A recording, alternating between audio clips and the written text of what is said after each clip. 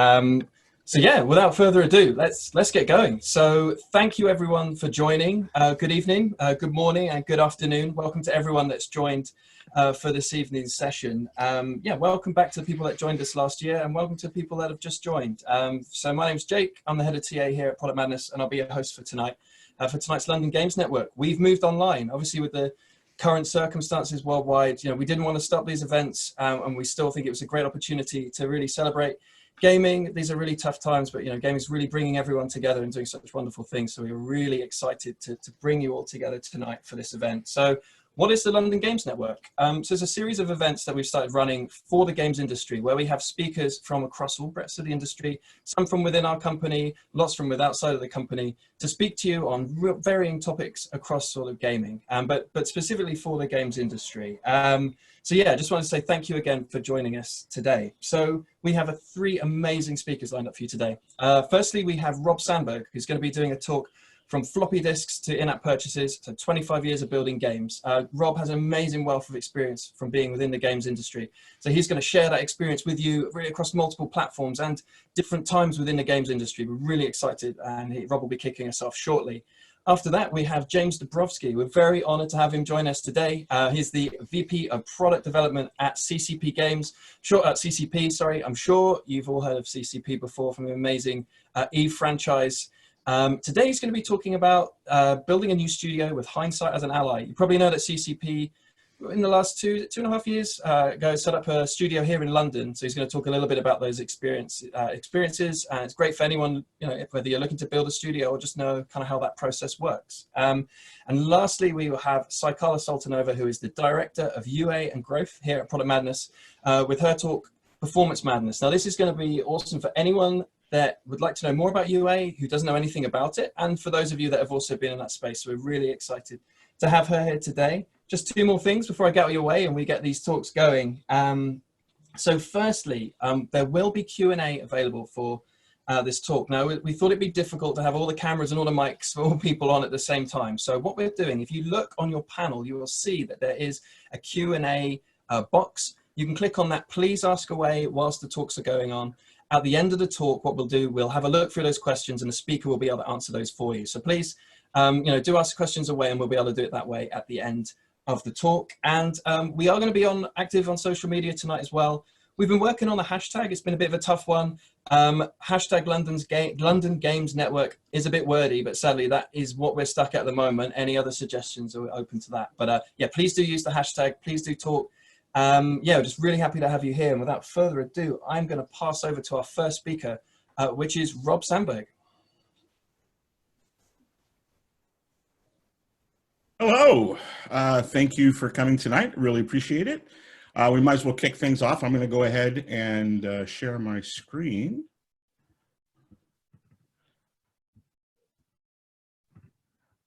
All right. Oh, great. Welcome. From floppy disks to in-app purchases, 25 years of building games. Wow, I have so much to share. I hope I don't pontificate too much. I'm going to try to stay off my soapbox as much as possible. I'm going to try to keep this positive and not negative, but I'm going to, I might delve into a couple of lessons learned and things about the past that have made me a better developer today. So, a little bit of an introduction. I'll talk a little bit about myself and my career. And then what I'd like to do is talk about some of the changes that I've seen over the last 25 years. Now, they're numerous. I could speak all night on that, but I just want to pick on some highlights and some things that will show some contrast of where we were back then and where we are today. And things that don't change, things that have been common denominators, consistent all the way through. And then lessons learned. Lessons learned is, probably I think going to be the most valuable part. That's probably where we'll spend the most time. And as part of the lessons learned, I'm going to be sharing some quotes from famous people. I've made most of my career by standing on the shoulders of giants, so might as well not stop doing that. So introduction, let's see, about myself. My name's Rob Sandberg. My friends know me as Forward, kind of my nickname. I'm 54, I'm from Vegas, currently living in London, in Holborn. I'm a diehard Diablo 3 player. Like, I still play. I'm in season 20 right now. I'm at Greater Rifts 90. Probably my favorite game is Metroid Fusion. I used to be able to speed through run that in no time. I first started developing games back on the Apple II as part of my high school's computer club. That was where we had computers set up in a lab very, very early on, probably back in 1981, 1982. I used to sit there and type in Byte Magazine, used to list programs. You didn't get a program on a disk. You got a program written over 50 pages in AppleSoft Basic. And I used to sit there with my friends and we'd take turns typing it in. And there was no debuggers back then. So if it crashed, you had to sit there and go through and proofread all the code again. Avid reader of science fiction. My current book I'm reading right now is Network Effect by Martha Wells. Really good. 5th book in the Murderbot series. Very, very good. And my current obsession, the thing that I'm doing during the break, during the lockdown, is I'm a drummer and I'm trying to improve my drum rudiment skills. So I'm doing a complete like brain shifting exercise of moving an accent over a paradiddle, which is one of the basic drumming rudiments. And it's about breaking muscle memory from years back. If you're interested in seeing any of my craziness, like my hobby stuff, not game development stuff, but like my illustrations and stuff, visit me on Instagram. Over the years, I've worked in development studios, I've worked for publishers, and I've worked in live operations. And the many roles that I've had were things such as director of online. I was part of the launch of a lot of really big early network games back in the 90s, and that was really what put my career on the start. From there, I went to being a producer, then a senior producer, executive producer, VP production, and I'm where I'm at now, which is the game production manager at Madness Games, Product Madness. As a game production manager, my role is to coach and mentor all of the producers and project managers and scrum masters that we have. And I am ultimately accountable for delivery of all of our business as usual app updates, as well as any new projects that we have in the studio.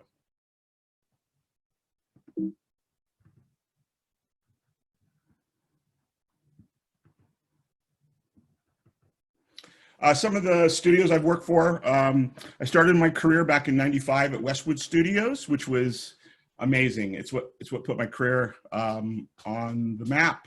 Back then, we made a lot of great games. We were pioneers. I was able to watch and learn from some of the best game developers in the world that are still making games today. From there, I went to EA, did a startup called Liquid Entertainment, that you probably never heard of, but we did amazing games. Went to Crave, which was a publisher, my first publishing gig, which was a lot of fun. Then Point of View, back to development again. Then I went to Groove, which was really exciting. It took me to Canada, and that was where I learned about free-to-play. We were doing early free-to-play games back around 2006, 2007, which was really exciting. I also, from there, went to Bedlam, which was also part of Groove, which was like our internal studio. Then to Fuse. Fuse Powered was an amazing experience because that was really where I cut my teeth in mobile. And then went to Reliance Games, which was in India. Mind-blowing experience working in India. I could talk hours just about that alone. And then now I've been at Product Madness about 6 months now. Some of the, I won't go into them all. Platforms I've shipped on, ton of them. Right now my emphasis is on Android, iOS, and Kindle, as well as on Facebook and also online. But I've shipped a lot of products on lots of different consoles. My gameography, whole shitload of them. They range from real-time strategy games to adventure games to fighting games. Then I made a whole bunch of console games, like did some bowling, did some sports, did some, like, I don't know, probably 5 or 6 zombie games. Made lots of movie games, games based off of movie titles. Did a bunch of puzzle games, more fighting games. And then this last couple of years, I've been focusing on slots. And I've been making slot clients for online for the regulated, unregulated market. And then I kind of landed at Product Madness, which is my new home. I hope this is the place that I retire. Okay, changes over the last 25 years. Okay, first of all, I'm going to do a lot of quotes, like I said, so you got to bear with me on them. Some of them are pretty cheesy, but some of them are pretty good. Looking back, we were the luckiest people in the world. There was no choice but to be pioneers, no time to be beginners.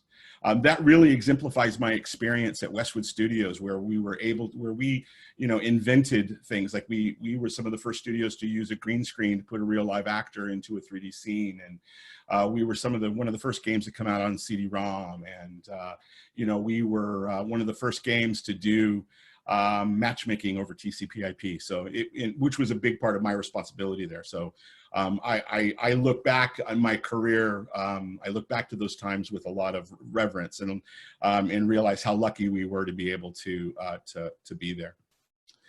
So, change over the last 20 years. Team size. When I started, teams were small. Like you had 5 or 6 folks on a team, minus QA, mind you. But in general, we were able to get a game out the door with 5 or 6 people. Here's a perfect example of Legends of Kyrandia, Malcolm's Revenge. Nowadays, that's not necessarily the case. Even though you may have a small app, right, and your app might have been made with a small team, there's so many people in the background when you go to publish your app in a publishing environment that it takes to get out the door. The example here is Assassin's Creed 2, which this is just the direct team. This doesn't include third-party contractors or people on the outside. So sizes of teams have just, the teams have just gone crazy over the years. Roles and responsibilities. Back when I started, one person could, build a game. Like one person you were the coder, you would do the art, you wore many hats, right? A lot of times that, in my career as a producer, I've done voice work, I've done design work, I've done UI design, I've done UI art. And so, you used to wear lots of hats. Nowadays, it's highly specialized. You have people that do what they do and they know what they do, and they're hyper focused on doing one thing really, really good. Which it has drawbacks. It's good and bad, right? It's really, really good because now you've got people that are subject matter experts, but also too, it's like kind of pigeonholes you into one area, right? So tools and pipelines, that's another area that's really changed a lot. When we started, here's an example of the Red Alert editor that we used to use to create maps and configure the AI and such like that in Red Alert. It was purpose-built, custom-made, made by us, completely proprietary. No one knew how to use it. It wasn't well documented. And, nowadays with, Unity, Unreal, the pipeline is just phenomenal. It's so empowering. It allows, it allows people with, little to no experience to be able to download for free and get in and really make a difference and really start making games. 3D rendering, which was an area of responsibility of mine at Westwood Studios. Back at Westwood, we used to have a 3D render farm where all of those scenes that you would see in our games like Command & Conquer, Red Alert, Blade Runner, all of those scenes had to be rendered on the farm. An artist would create them, they would put them out, they would render overnight and on hope and pray that things didn't happen with their render job the next day, and they'd come pick up the job the next day. And then, make a little change, do the cycle again. At one point, we had about 120 Pentium 120s that we used to use for rendering our games. The photo you see here was probably around the Blade Runner era. Now, you could do everything that that rendering farm did in runtime on a video card in your computer at home. And that video card cost hundreds of dollars, not hundreds of thousands of dollars like it did. So it's just, it's mind-blowing. Gold Master releases.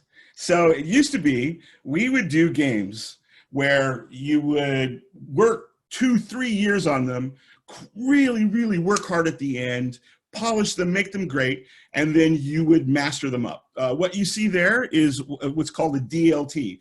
That was how we used to actually take games and we would deliver those games to Microsoft for the Xbox One.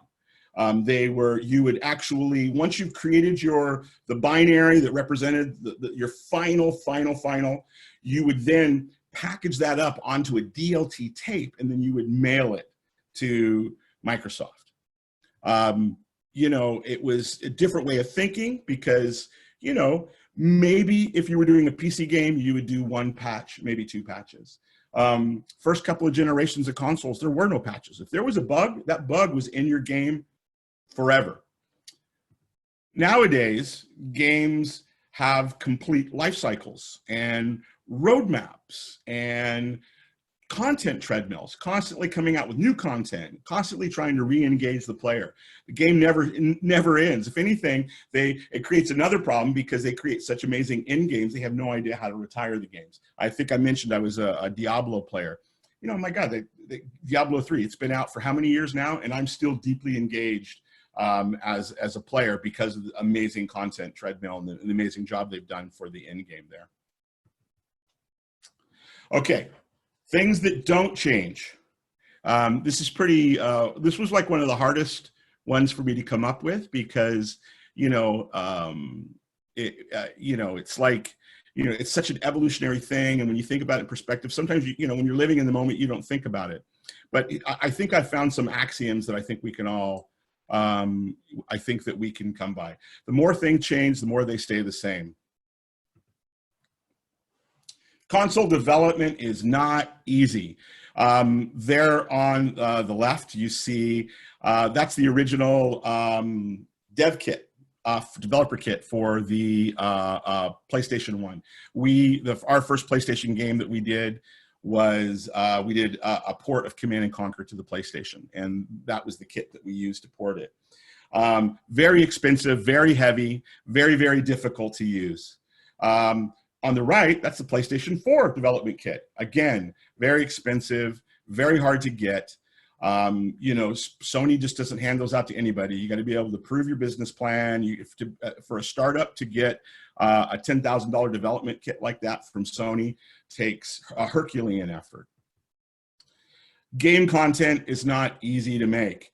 If you take a look on the left, that is 3D Studio DOS, right? That was probably one of the first 3 packages that the studios that I worked with used. It was, you know, we didn't have plugins. There were no plugin stores. We had to invent our workflows. We had to create our own exporters to work with our own proprietary data systems. Now, you look at the one on the right, it's Maya, which has grown to be one of the most amazingly extensible tools that you'll ever see. People are using it for games, for movies, for what have you, because it's so extensible and so powerful.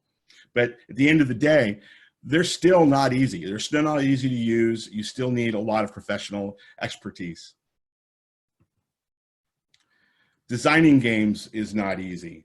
On the left is a Mario Brothers game flow. On the right is a Divinity Original Sin design quest, right? It's still the same fundamentals that we use from back in the day that we still use today, but it's still not easy. Game design is about touch, it's about feel, it's about emotion, it's about empathy for the player, and those things haven't changed. Okay, here we go. Lessons learned. This is where I'm going to show my battle scars a little bit. A good plan violently executed now is better than the perfect plan next week. I bring this up because planning is really important to me. It's something that's a part of my everyday life. It's something that, you know, we do exhaustively with all the teams that I'm on, and it's so important. But it is a balancing act because you can also, you know, spend too much time on a plan and ultimately boil the ocean. So the first thing I want to talk about is agility. You know, you might have heard stuff about like Scrum, Kanban, Scrumban, all these different frameworks with the idea of the goal of agility. It all looks very attractive because those frameworks are all about simplicity, making it look really simple. But the thing to keep in mind is agility isn't a shortcut. There's things that we've been told to value about agility, and there is what process maturity demands. Individuals and interactions over processes and tools, right from the Agile Manifesto. Well, that's great in principle or in theory, but in practice, and we have to have mandatory processes and tools to control how those individuals interact. Without process, without tools, and without control over the project, you have chaos and mayhem. Also, too, it's not scalable. Also, too, it doesn't look good to investors. Working software over comprehensive documentation. This was one of the biggest things that I had a problem with the Agile Manifesto, because in video games, we still need GDDs, we still need TDDs, right? As long as that software is comprehensively documented. Documenting is so important. It's like another old saying, plans are useless, but planning is indispensable. It's like going through the planning process is extremely important and a big key to success. Customer collaboration over contract negotiation. Well, as somebody who's been a third-party developer and been a publisher on the other side of the fence, within the boundaries of strict contracts and, of course, subject to rigorous change control. Because at the end of the day, this is a business. And, you know, I've never seen a game contract that was a time and materials deal where you can just make your game until it was fun. Responding to change over following a plan. Yes, you have to be able to be agile, right? You have to have that agility. You have to be able to react, provided there is a detailed plan in place to respond to the change and then follow it precisely. It's okay to change your plan, okay? There's another old adage, it's cheaper to change it on paper than it is in code. Work expands to fill and often exceed the time allowed. Okay, this one's pretty simple. Crunch does not work. Crunch does not work. As simple as that. I've been on those meetings as a producer or project manager. I've been in the meetings where the business, the executives are saying, well, I'm sorry, but we're just going to have the folks lose this weekend. Or, what is your crunch plan? How do you plan to deal with crunch? How are you going to handle meals for after dinner, for after hours?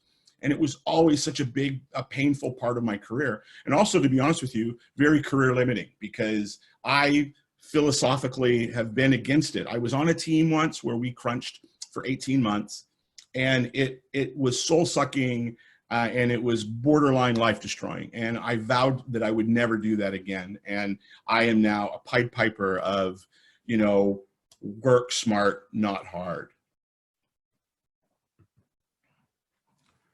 You can't produce a baby in 1 month by getting 9 women pregnant. Famous quote. So you'll get a lot of this in your studio, your executives or your folks that are controlling the money, who want to see results. Adding more developers will not get your game done faster. And I say game developers, you can replace that with artists, designers. You know, there was a book written back in the 1960s called the Mythical Man Month, and it was about productivity at IBM back when they used to use punch cards. And there was they made an observation about how adding more coders just made things more complex. And it's funny how that book now here, half a century later, you know, just it totally rings true. You know, and no joke, just today on a call with an executive that he asked the question, what can we do? What can we do to get this done faster? Can we get more people on it? And we had to come up with a plan that shows, no, we've got the right people on it. More people isn't going to help. Whatever can go wrong will. This is, you know, probably this, for me, like looking back on my career, this is the toughest part. A project you will love will get canceled. Get over it. Some of, like, you know, the fish that got away, right? Like I've been on really big brands. I've been on projects that had really big names associated with them. Amazing teams, like teams that had we had the most amazing prototypes. We had an amazing demo. Everything was going for us. But, you know, either we couldn't get the funding, the time wasn't right. We were at the end of a console cycle. We were at the beginning of a console cycle. I mean, there's 1,000 reasons. But, you know, my first game that got canceled, it was a game where it was like my first time as project lead. It was my design. It was my concept. I sold it in, I pitched it. And I'll tell you what, it like, you know, I ended up fought. After it got canceled, I fought to bring it back. I finally brought it back. I brought it back with a value publisher, not with a proper publisher, but a value publisher. And within the first, you know, 2 months, they cut our budget and they cut the sales forecast, and we had to ship the game that was incomplete. And it was like one of my lowest Metascore games. So, you know, it's okay. Let it go. Let it go. A delayed game is eventually good. A bad game is bad forever. You know, like I was saying earlier about some of those games, I've got some games that I've done that, you know, that I've got like Metacritic scores of 9, right? Like I've got some games that I've done that have done really, really well. Some of them, folks, you've probably played and know. And then I've got some games that you've never seen before, and you probably never will, because they've got like Metascore. I have one that's like 0.5. Like 0.5 out of 10. I mean, how bad can you get, right? But at the end of the day, that project that was a 0.5, it was called, I'm not going to say what it was called. That game that was a 0.5, ultimately at the end of the day, we shipped it on time, on budget, and we made a profit off the deal. And so, you know, we lived to fight another day. Iterate, iterate, iterate. Then do it again. I can't speak that enough. In your plans, give yourself enough time. You never plan your way to fun. You never can just pick a date when you're going to have fun. You don't take a bunch of tasks, get them together, and then when they're all done, you've got a fun game. I look at a game like Command and Conquer, which Command and Conquer was basically done, content complete. It was beta, content complete.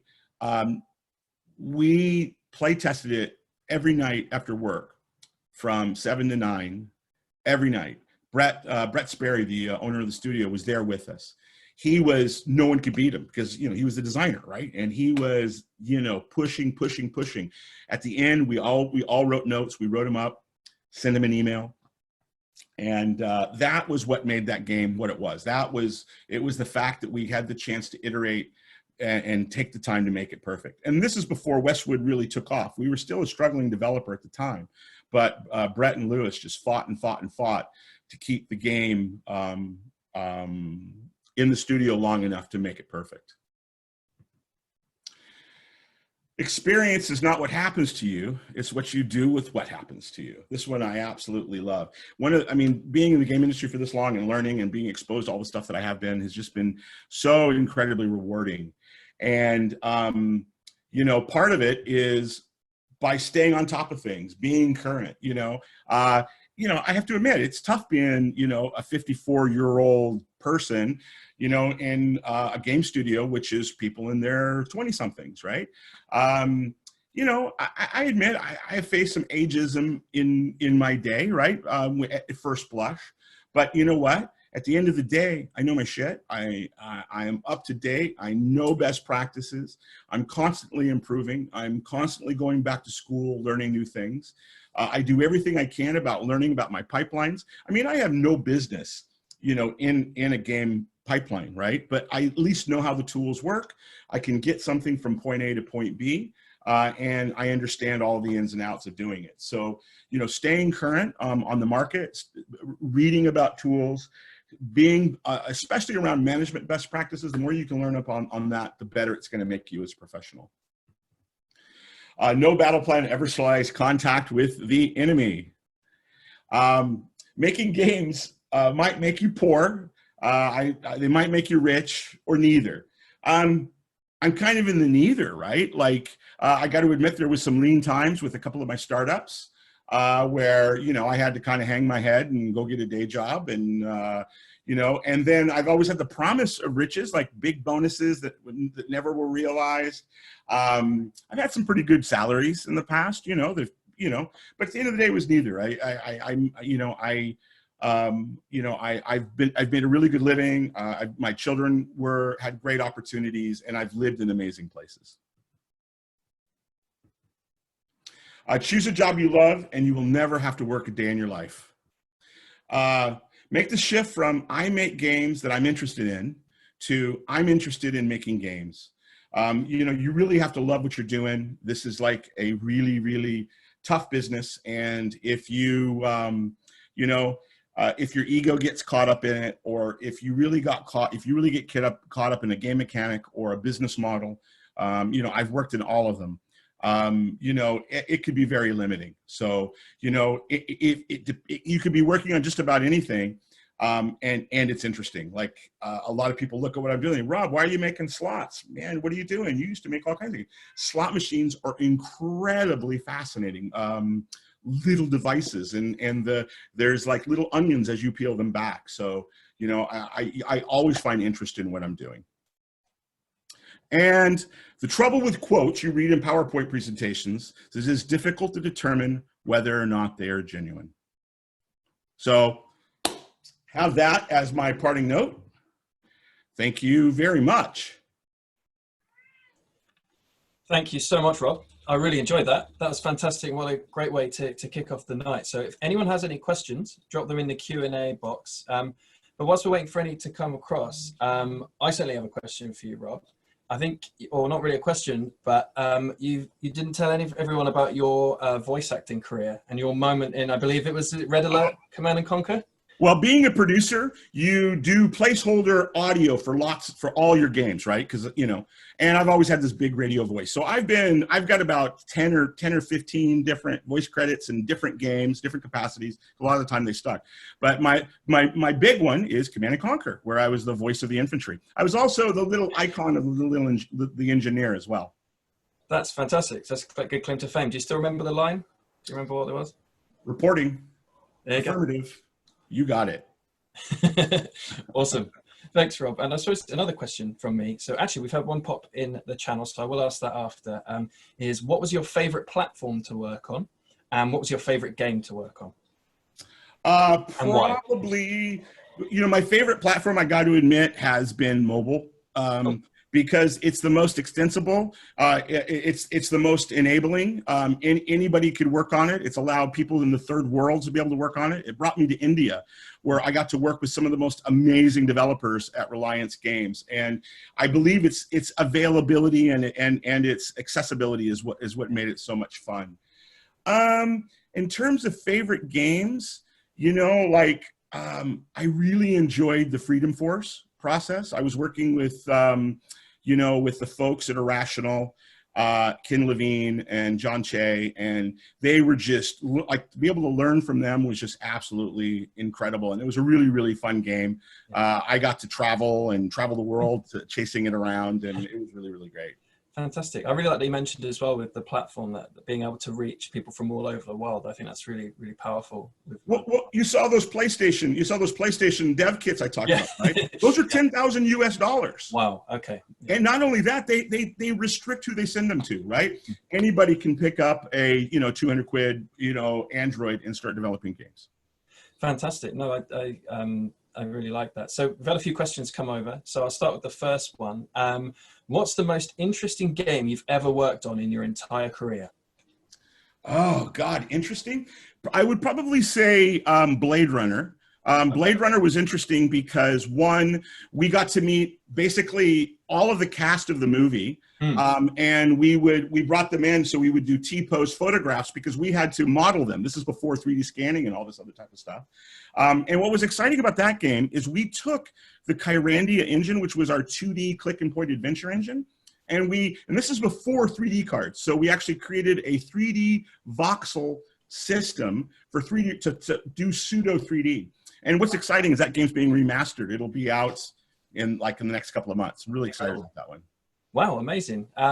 So next question, we've got a load come through now. So next one I'll go down is, do you really believe a game is always bad forever? With many games now launching essentially incomplete and releasing updates to fix what they are missing rather than delaying a release. Yeah, you know what? I don't want to be a hypocrite. I played Diablo. It was crap when Diablo 3 came out. It was awful. Yeah. And now here I am, season 20, and I just can't get enough of it. I'm going to go play as soon as we're done here. No, I completely agree with that. But you got to remember, not everybody gets that opportunity. I picked that quote. I know I was going to get kind of some friction for that, but not everybody gets that opportunity to get that second kick at the can, right? Maybe if you have the runway to do that, or you plan that amount, but not everybody has that runway. Great. Yes, another one is, what are some of the toughest challenges you've had as a producer? I really think, I had mentioned earlier, the fighting management. Like, I find that I get a lot of Stockholm syndrome for the team. And I, being part of management as a producer, senior producer, executive producer, having to say no to the people above me, and having to say no to crunch, having to say no to bad decisions that would lead to uncompensated overtime. And I admit it's been career limiting. I've lost jobs over it. But I wouldn't change any decision. No, I really like the quote about the crunch never works. I think it's very valuable lesson for the industry as a whole as well. You hear these horror stories, don't you? So I think it's great that you mentioned that. So another one, so Sam says, thanks for the talk. And what's the biggest red flag you've seen in a dev process outside of crunch? Developing a game with Agile and not having a GDD or a TDD, not having the pre-visualization, not having it, just thinking that you could start, and by using the Agile practices, you can iterate your way to a fun game. Don't get me wrong, you can create a fun play mechanic that way. You can create a fun system. You can create a fun little idea, a gadget, a widget. You can't make an entire game that way. You plan. Awesome. We're getting near, there's still a lot of questions, but I'm conscious of time. We've still got a little bit of time. Hernan just mentioned, were you involved in the remaster, which I imagine was of... No, I wish I was. So it's my friends over at Petroglyph. I'm from Las Vegas. Petroglyph Studios is the folks from Westwood who stayed in Las Vegas and didn't move on, and they focused on making a living. And so it's all like Joe Bostic, Mike Legg, all those guys, the guys that were the original people there at the beginning. Ted, are working on it. Even Joe Kukin, the guy who played Kane, is still living in Las Vegas, right? So yeah. No, I wish I wasn't, but I'm getting an autographed copy, hard copy. So there you go. Awesome. Well, I say we've got time for one more. There are a lot of questions here, and what I'll do, if that's okay, I can forward them to you maybe, and we can get back. That would be great. I'd love to. Yeah. So I suppose last one. Oh, that's so good. Someone's asked you, anonymous, but someone's asked you, what's your best memory from your stint in India? Oh my God. So my best stint in India was, because I stayed there for so long, I would work there for 6 months on a trot, that I used to live in a guest house. And while I was there, I got to go to my boss's house as a CEO, who was in a high rise in Mumbai, and he had like servants and all this other type of stuff. And then I got to like have dinners with middle managers where their wife would make dinner, and it was a beautiful place. And then I would hang out with the team. So it was usually 3 or 4 guys living together, and we, you know, it smelled like a fraternity house and stale beer. But the society where my guest house was, there was a shanty village, and I got to know the people there. And even though there was a language barrier, I used to get invited to dinner on Sunday nights. And so for me, my highlights were my Sunday nights, having dinner under the stars with these people who owned a water truck. And I used to, you know, play guns with the kids, and, you know, like the universal language of play, you know. Well, awesome. And then Hernan got back to you and said he's looking forward to playing Blade Runner, and he never got a chance and only heard of it as a mythical game that was so ahead of its time. I got to play Snatcher, but never got to play Blade Runner. So I'm going to be keeping an eye on that. You'll have to tell me when that's available as well. So yeah, there are more questions, and I'm really sorry we haven't been able to answer all of them, but what we'll do, I'll get these to Rob, and then I'll aim to get these sort of broadcasts. We'll put them out in maybe a social media post or something after this, or we can obviously mail everyone that's been here today, just to give you those answers as well. And just thank you so much, Rob. I've really enjoyed that. Really interesting and great to kind of hear about the different times across gaming. So thank you. Cheers. Now for my single malt. You've definitely earned it. Thank you so much. So next up, we have James Dabrowski. Thank you so much for joining us today. Hey, everyone. I'm just going to share my screen. Awesome. By the way, Blade Runner is an amazing game. Everybody should check it out. Okay. I definitely want. I love the film, so I don't know how I haven't got around to it. Is that coming through for you guys okay? I can see it perfect. Seems good to me. Great. So yeah, I'll get off the screen and I'll let you get cracking. Thanks a lot. Okay. Well, Jake, thank you very much for inviting me. Hey everyone, I'm James Dabrowski. I'm the VP of Product Development at CCP. I joined CCP back towards the tail end of 2016, December 2016, to kick off a new development studio here in the heart of London. We're just off Covent Garden Square. We're now close to 40 developers, and we've got a very, very talented team working on a very, very cool project. However, it's fair to say that it's not been the easiest ride to get here. We've had a fairly bumpy road along the way. And so this talk is really looking back over my last kind of 3 years of growing this new team and sharing some of the kind of lessons we've learned along the way and how I might do things differently in hindsight.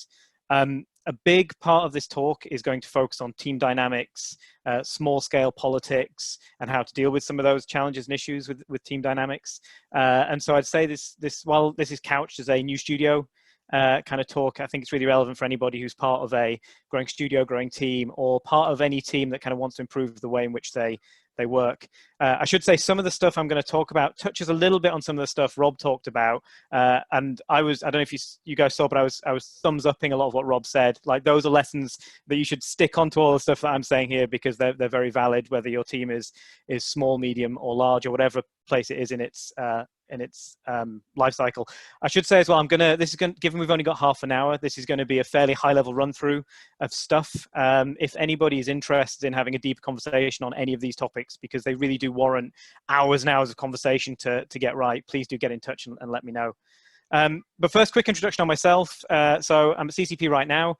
Prior to CCP, I had kind of production roles or studio leadership roles at Playground Games. Now I work with Jake at Mediatonic. And I've worked on a pretty broad range of games, from AAA console stuff like Forza Horizon, right through to real weird, quirky stuff like a TOEFL Boyfriend, the pigeon dating simulator. And a quick introduction to CCP. CCP, most known for EVE Online, the spaceship MMO that just celebrated its 17th birthday.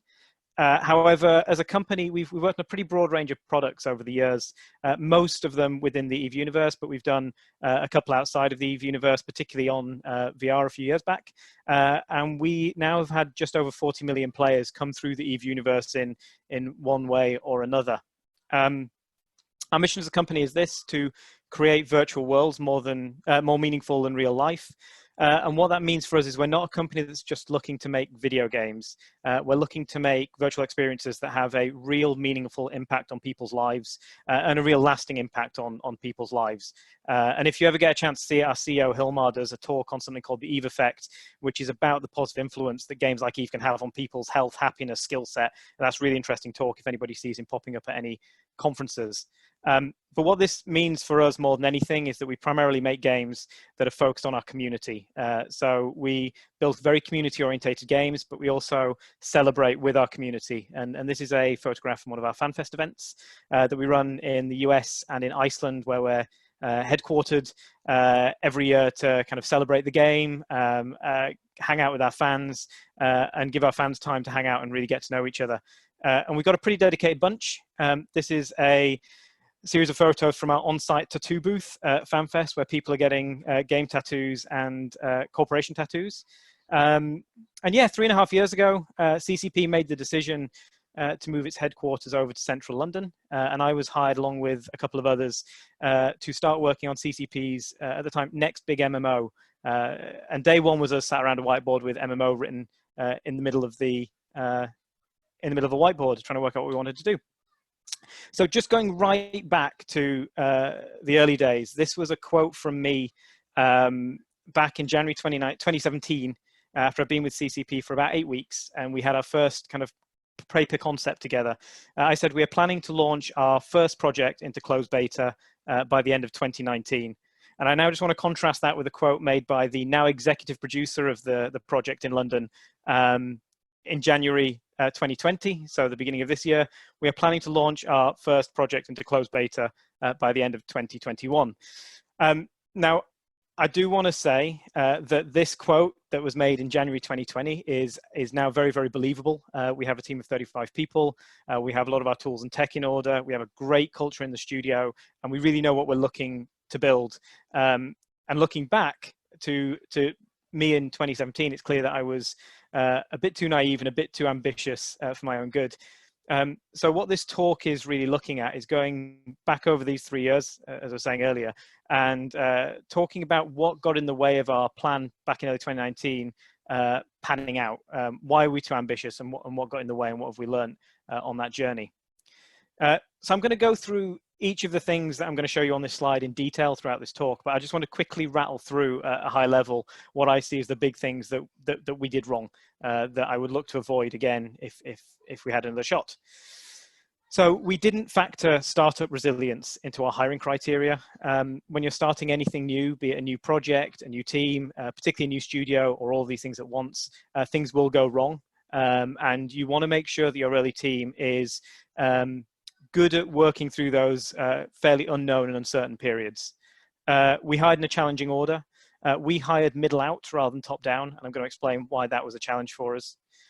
We didn't have a strong culture vision from the start. We didn't spend much time in the early days talking about what we wanted to be long-term and what that would look like.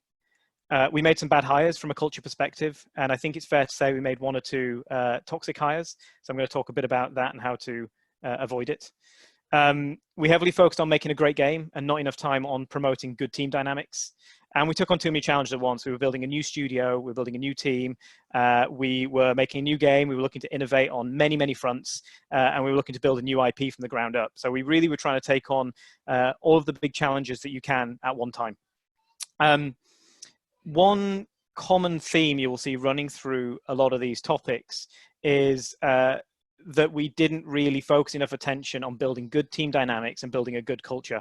And as I was saying at the beginning, that's where I'm going to spend a lot of this kind of next 25 minutes. And before I dive into specifics about what we did in London, I just want to introduce this concept called the 5 dysfunctions of a team. The 5 dysfunctions of a team is a philosophy penned by a guy called Patrick Lencioni in his book with the same title. And if you guys take anything away from kind of this presentation, it would be please go and pick up this book if you want to know anything about improving your team dynamic. It was truly eye-opening for me when I first picked it up 2 years ago. And the central tenet of this book is that to have a really high functioning team, there are 5 dysfunctions that you need to remove from your team dynamic. An absence of trust, a fear of conflict, a lack of commitment, an avoidance of accountability, and inattention to results. And these dysfunctions are placed in this kind of pyramid diagram with the concept that you can't really fully solve problems at the top of the pyramid until you've got a good foundation, you've solved the problems at the bottom.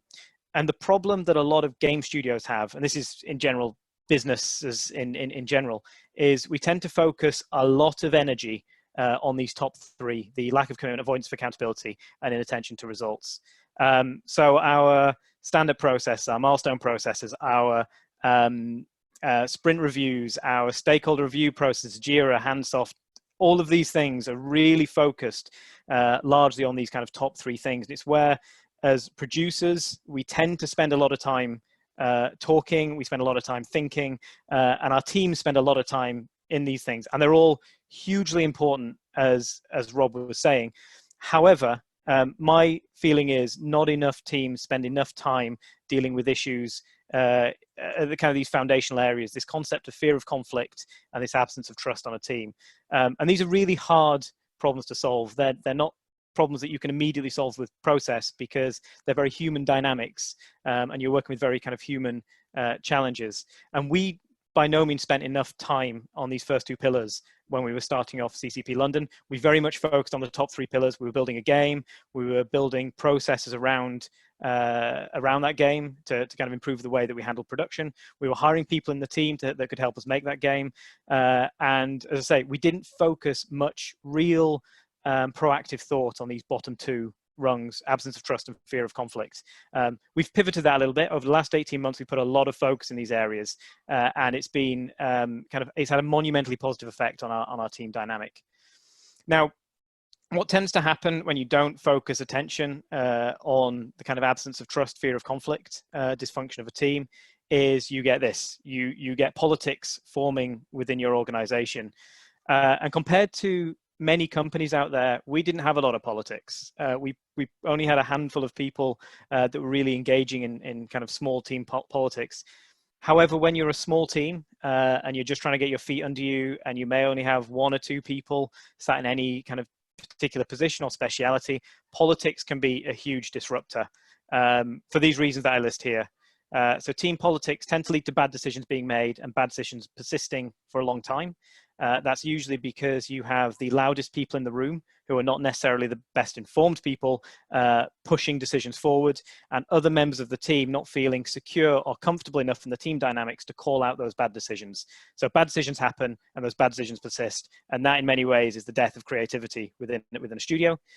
Team politics always leads to an impact on morale, and morale can lead to people leaving your studio. And if you, again, have a small team with only one or two people in any speciality, losing one person can completely stall the work that you're doing. So it's a really important thing to kind of get right. When thinking about this for this talk, another thing that I thought about is this concept that team politics comes from people capitalizing on uncertainty. And I've put an asterisk next to the words capitalizing, because capitalizing sounds like a very negative word. And in some occasions, and in many occasions it is. It's people engaging in politics for personal or selfish gain. People undermining others to make themselves look better, to try and get a promotion, kind of thing. However, in many, many cases, people engage in what we coin political behavior because they're feeling insecure or uncertain about the situation they're in. And they're looking at building kind of a security layer around them. And that can lead to certain types of political behavior happening, which is being done for non-malicious intent. That being said, it still makes a mess. And the reason I wanted to put this statement up here is this, coupled with the 5 dysfunction of a team, made me realize that dealing with politics relies on building trust among team members and real deep trust between people working closely together, minimizing uncertainty on your team where you can, getting the team comfortable with uncertainty that you cannot control, because we're in the games industry. Sometimes things will come along that are just, you can't expect, you can't control, and it happens. And dealing with individuals who negatively capitalize on the concept of uncertainty as quickly as possible. And I'm going to start by talking about the people aspects. I think it's the hardest problem to solve, and it's the problem that is often not solved as quickly as it should be. So, again, stealing some quotes from the internet, people who drive political behavior in a studio, in my experience, tend to fall into one of two camps. You get people who exhibit egotistical behavior, and you get people who exhibit insecure behavior. And insecure behavior can manifest itself in many, many different ways. In many occasions, people who are exhibiting egotistical behavior are doing so to mask a certain insecurity, and they're using that kind of aggressive behavior to push other people away from challenging them. Insecure behavior can also lead to, as I was saying earlier, people failing to call out problems that they see. And it can often lead to managers failing to deal with difficult problems on their team because they don't feel secure enough to have those difficult conversations with people on the team. And often the people who have the deepest insecurities that don't call out issues can often be the best people in the room to be making decisions. This concept of the term has completely skipped my brain. Where you have very talented people who are so talented that they don't think they're talented. I'll come back to it later when it pops in. So what this leads to, as I said, is bad decisions being made and those bad decisions not being challenged quick enough. And for us at CCP in those early days, this was our biggest challenge with pushing forward with good decisions, moving on, getting things done. And if I could have my time again, the one thing I would do differently would be to jump on and deal with kind of toxic behavior stemming from insecurity much more quickly than I did. Now, in many cases, I think if these issues are caught early enough and there's an honest conversation happening about the issues that are stemming from this behavior, it can be dealt with either through very good management, through training, through better communication to, as I was saying earlier, remove the uncertainty from somebody's environment, through to coaching. And coaching is something that we've started investing in heavily over the last kind of 18 months at CCP to huge benefits. And for those who aren't familiar with coaching, coaching in this sense is almost like therapy for professionals, whereby you spend time with your coach talking about your insecurities, what makes you anxious, what causes you stress, what you feel is holding you back in the workplace. And the coach will help you separate what is external to your kind of personal situation. What are the factors that you cannot impact directly? And what about your anxiety, your stress, your insecurity is to some degree kind of your own baggage that you can work with, and they'll help you put in place processes to deal with those insecurities and those issues. And I've been through coaching myself over the last kind of 18 months, and one of the things we explored during those coaching sessions was that concept that I wasn't dealing with really difficult people problems as quickly as I should have done. And it's been, I say, it's been life-changing in the way I've operated in my own role and the way I've seen people around our company that have also had coaching have improved in their own roles. So I would say, if you're leading a team and you see any of this behavior going on within your own team, or you're feeling insecure yourself, for example, you know that you're not dealing with certain issues as quickly as you should or could, I'd strongly recommend you go reach out to your HR team to see if you can get some support, either through coaching or through other training mechanisms to kind of help you out. And I had this quote shared with me yesterday from one of our tech directors in Reykjavik, which kind of links to that point.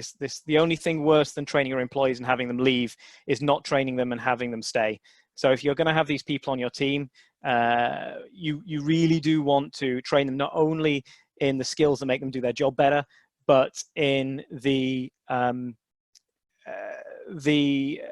tools they need on a personal level to interact with the team in the most effective way. I do want to caveat everything I've just said with the fact that sometimes you will hire people onto your team, no matter how good your hiring process, no matter how good your probation process or how rigorous you are with it, you will occasionally hire people onto your team who exhibit toxic behavior that you cannot deal with in the time frame that you have available. And by time frame you have available, I mean to the health of the rest of your team and the product that you're shipping. In every circumstance, if you're seeing this kind of behavior manifest and you don't feel like it can be dealt with, deal with that quickly as well. You need to look at kind of removing these people from your company. And as I say, it would be a huge boon to your team. And again, if you don't feel comfortable doing that, it's worth kind of seeking coaching and training around that yourself to get comfortable as you can with it. Because I say your team will 100% thank you. And yeah, in hindsight, every time I've had to go through one of these difficult conversations, it's led to us having to let somebody go, not just at CCP, but throughout my entire career. The only thing I regretted was not doing it much sooner. I should say also, because it's easier to do this early on, do take your probation periods really seriously, and don't just test in your probation period for, is somebody good at doing the job from a skill set point of view, but are they adding value to your culture and your team dynamic rather than saboteuring your team culture or your team dynamic? So I next want to talk a little bit, oops, skipping ahead there. I next want to talk a little bit about where we went wrong with the order in which we hired people. So we hired middle out. So rather than hiring leadership in first, in terms of kind of tech director, art director, design director, and then hiring people underneath, we hired a bunch of senior people and a bunch of lead people. And the plan was we'd get a good concept together, we'd get it greenlit, and then we'd hire in the rest of the team, including the leadership layer. And this led to a number of issues, both prior to hiring leadership people in and after hiring leadership people in. Prior to hiring leadership people in, there was an unclear decision-making accountability structure on the team. And this manifests itself in two ways, and it touched on the types of people I was mentioning earlier on. In the odd occasion where we had some egotistical behavior, you had some, say, the loudest people in the room occasionally pushing decisions forward. What we saw much more frequently was decisions not being made because people were afraid of stepping on other people's toes. And so you'd have back and forth that led to decisions taking an exceptionally long period of time to get made, and then they were made by consensus, which often wasn't the strongest decision. We ended up having a power vacuum, and so there were a couple of occasions where people could see this open role above them, and that led to them kind of getting involved in undermining behavior or competitive behavior with some of their peers rather than collaborative behavior. They were trying to make themselves look better suited to that more senior role in the hopes that they could get it. And there was nobody really accountable for maintaining good culture over each discipline. And we saw all of these problems, they were exacerbated even further about a year into the project when I changed my role to start overseeing projects in Shanghai and Reykjavik as well.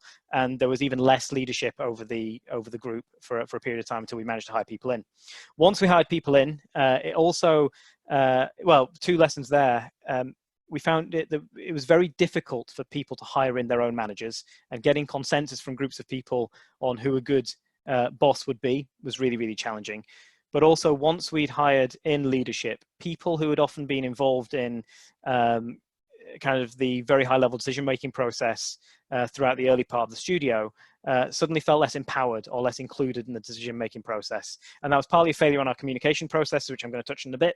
And it was just partly a way of the studio growing. And that kind of links into my next point. I'm going to share a couple of pictures now that are very reminiscent of a couple of pictures that Rob showed in his talk. So early on in your studio life, your studio is probably going to look something like this. You'll be a small group of people sat around a table. You'll probably only have one or two people in each speciality. Communication flows very easily. Everyone feels included. Everyone is involved in the decision-making process, largely because all of those conversations and those decisions are being made around the same little table.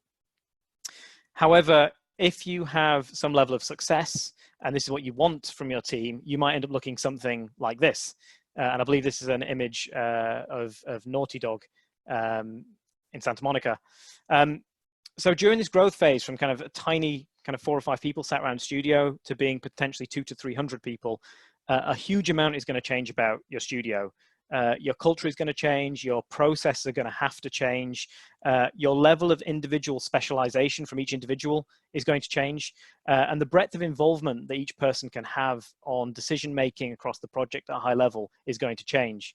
And this is not something we spent much time at all thinking about early on. As I was saying at the beginning, we focused on designing a great game, hiring people in that we thought could help, and organically building up our processes as the team grew for the needs of our kind of our bigger team.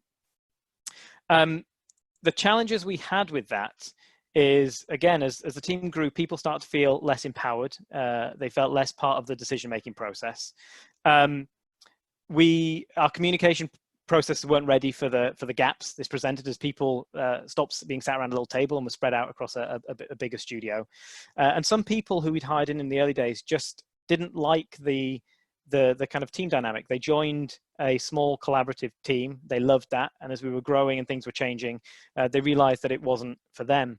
And what this has made me realize, and something that I would do if I was kicking off a new team or a new studio, is to have to invest a lot of time early on in thinking about my culture vision for the team and my studio. What do I want my long-term studio to look like? How do I want it to operate? What values am I going to hold up as good ones? What behavior is not acceptable within this group? And I would then from day one build my structure and my processes for the studio I want to be, not the studio I am right now, particularly your communication tools I'm going to talk about in a few slides, but also your other process as well. Try and formalize your project management processes early. Try and formalize your communication tools early, so that when you onboard people into this new team and as you grow the team, that infrastructure is already in place. You're less likely to have gaps in your processes, and people are already comfortable and familiar with the way things work. And most importantly, hire into that culture vision. Make sure you talk about it during the interview process. Make sure you assess people during their probation period against your culture vision, and that you feel like they're going to be a good fit and they're going to thrive in your culture and they're adding to your culture, as opposed to doing the opposite. And just one example of a culture value that we've gone and stolen from somewhere else. I can't remember which company came up with this initially, but we now have the culture value of disagree and commit, where we strongly encourage people to debate, to disagree, to have healthy conflict with one another in the pursuit of the right decision. But when a decision is made by the person accountable for making a decision, we expect everybody to get firmly behind it and support it and deliver it. Even if that decision turns out to be wrong, we'll then learn from that and we'll iterate. But we believe that there is a commitment point that's needed to get things done. And I wish we talked about this in the early days of our studio, and we promoted it and we'd encouraged it and we'd made it just kind of an organic way, part of the way we work from day one. So that's just kind of one example. Communication. One thing I've definitely learned is I don't communicate nearly as much as I should do, and I'd argue that probably most managers aren't communicating anywhere nearly as much as they should do, whether your team is small or very, very large. And there's two parts to this. One is you're probably not communicating enough, and I think you need to get to the point where you feel a bit silly about how much you're communicating, and that's usually the right place. But also, different types of people absorb messages and communication better through different mediums, be it written word, presented word, video. Word they can absorb asynchronously by reading it later. And so one thing we've done at CCP now is we communicate every single message through a number of different mediums, be they studio, weekly meetings, team stand-ups, wikis, blogs, Ask Me Anything sessions, global staff meetings, videos and presentations from our CEO. We do our best to over communicate and communicate in as many different formats as possible. And more than anything, a conscious decision to communicate more has driven up our employee satisfaction results. And so, as I say, I would encourage everybody running a team to communicate to the point where you feel like you're being a bit silly communicating, and do it from day one. Make it part of your culture vision and do it from the get-go. A little bit about startup resilience. No matter how much you try and mitigate uncertainty, things will go wrong, and things that you can't plan for, you can't expect. If you're a startup, your funding situation might change. If you're working with a publisher, your stakeholder views might change. You almost certainly won't have your full team in place. So it's expected that you'll hire people in who are specialists in their roles, and your creative ideas will have to change. And so early on in your new team or your new studio, you have to be comfortable with change, and you have to be comfortable to some degree with a level of uncertainty. And I'd strongly encourage everybody starting a new studio to test for this during your hiring phase. You want to onboard people who have some level of uncertainty resilience where possible, because there will be uncertainty in those early days. One thing I want to add to this point is that years of service in the industry and years of experience does not necessarily relate to uncertainty resilience. There are a number of people in the industry who've been kind of 20, 25-year vets who've worked at big companies with established processes working on sequels, where there is a much lower degree of uncertainty than you will get in a completely new startup working on a completely new IP. So as I say, you need to really factor this into your hiring decision-making process in some ways. And one tool we've been using for that at CCP is a personality test from a company called SHL. And this has been really powerful for us. And what it does is it gives you an overview of somebody you're hiring as to how well they're likely to thrive in your culture, what parts of your culture they may struggle with, the way in which they like to work and the way in which they don't like to work, both in terms of kind of day-to-day development work, but also in their communication style and things like that. And while this isn't a black or white, yes, no test for us in the hiring process, it has helped us be smarter about the decision-making process. So I was a bit skeptical of this when we first did it, because I know lots of different companies use profiling tests of all different types, but this one has been hugely valuable in helping us hire the right people for our culture. Assuming you've hired all the right people and you've done your best to get rid of uncertainty and over communicate, you still need to constantly and consistently prune the dynamics in your team. You need to constantly promote good team health dynamics. And one thing every team should do, look just like we're all doing right here, is spend time together, hang out, get to know each other on a personal level, because getting to know each other on a personal level really helps a team bond. But I just want to share now a couple of techniques we've used at CCP as well to really help gel our teams and help them trust one another. One is a concept called life histories. This is best done if you drink after a couple of glasses of wine or a couple of beers. But the idea is that you get around a table with your team and you each take 15 or 20 minutes in turn to share your life history. Your parenting, where you went to school, what you wanted to be when you grew up, your career, the parts of your life that you were most excited about, the parts you most regret, the things you wish you could do again if you had your time again, your biggest mistake. And this has a couple of benefits. One is being vulnerable in front of your team members and seeing your team members being vulnerable in front of one another inherently and immediately builds trust between the team. And it's amazing how quickly it kind of clicks.